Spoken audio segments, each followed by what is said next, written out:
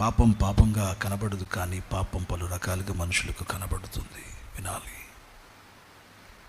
వీడి జీవితంలో పాపం ఒక వ్యాధి రూపాన కనబడుతుంది.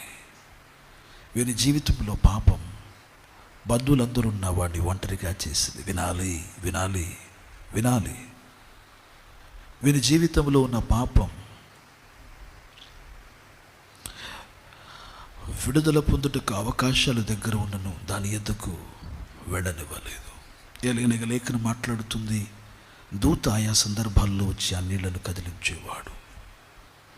ఎవడైతే ఆ కోనేటిలోనికి మొదటగా దిగుతున్నాడో వాడు స్వస్థపరచబడతాడు. బట్ వాని లోపల ఉన్న వాని పాపం లోపలికి వాడిని వెళ్ళనివ్వకుండా ఆటంకపరిచింది. కనీసం అతని స్నేహితులైన, అతని బంధుమిత్రాదులైన ఎవరో ఒకరు వచ్చి వానిని ఆ నీళ్ళలో దించి ఉండవచ్చు. But none came for his aid. వాని సహాయమునకు ఎవరునూ రాలేదు. ప్రభు మాటలు వింటున్న ప్రియమైన దేవుని పిల్లలారా, మాట అంటున్నాను, ఇలాంటి ఒక